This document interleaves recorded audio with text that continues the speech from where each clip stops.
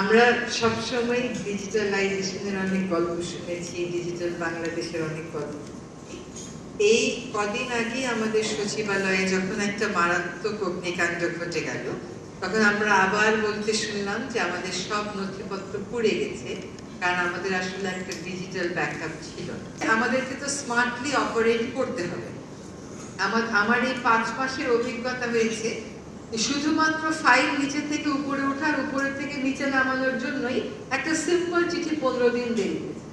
তো এই online system যদি আমরা সত্যিকার অর্থে সরকারি অফিসগুলোতে করে ফেলতে পারি, এইটার দেখা দেখি, তাহলে আমাদের হচ্ছে ইন্টার এজেন্সি কোঅর্ডিনেশন, এটাও কিন্তু অনেক ইজি।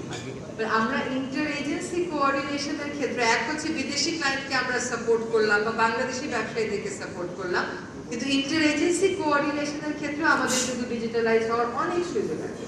আর উপর থেকে নিচ থেকে যে উপরে উঠে আর উপর থেকে যে নিচে নামে, এটা এমন একটা ক্লান্তিকর প্রসেস। নিচে যা লিখে দেয় মনে হয় তাই সাইন করে আর ফাইল করতে আমাদের ইচ্ছা করে। তো নিচ থেকে উপরে একবার সাইন করলাম, আবার দেখি 2 সপ্তাহ পরে ফাইল আমার কাছে আসে। আমরা এটা আবার কেন আসলো? ওই যে আপনি লিখে দিয়েছিলেন অ্যাপ্রুভ, ওই অ্যাপ্রুভের বেসিসে এখন একটা চিঠি ইস্যু করবো, সেই চিঠিও আবার নিচে যাবে, আবার উপরে উঠবে। তা আমার মনে হয় ব্যুরোক্রেটিক এই প্রসেসগুলো আমাদেরকে আসলে এইরকম প্রয়াস থেকে শিক্ষা নিয়ে নিজেদেরকে একটু মডার্নাইজ করতে হবে।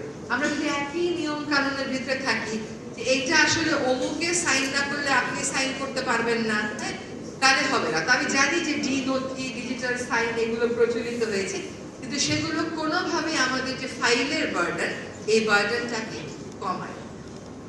এখানে গুরুত্বপূর্ণ বিষয় হচ্ছে আমার জন্য বুঝবার যে আমাদের ডিপার্টমেন্ট অফ এনভায়রনমেন্টের ছাড়পত্রটাকে অনেক সময় একটা আনুষ্ঠানিকতা মনে করে নেওয়া হয়। যেটা সরকার যে প্রকল্পে হ্যাঁ বলবে, সেই প্রকল্পে ডিপার্টমেন্ট অফ এনভায়রনমেন্টের সাহস কি আছে না বলার। কিন্তু সেই দিন বদলাচ্ছে, দিন তো সবসময় একরকম থাকে না। তো এটা আমার একটা জিনিস ভালো লাগছে যে বিষয়ের গ্র্যাভিটিটা সকলে মিলে জাজ করবার একটা সুযোগ আসবে।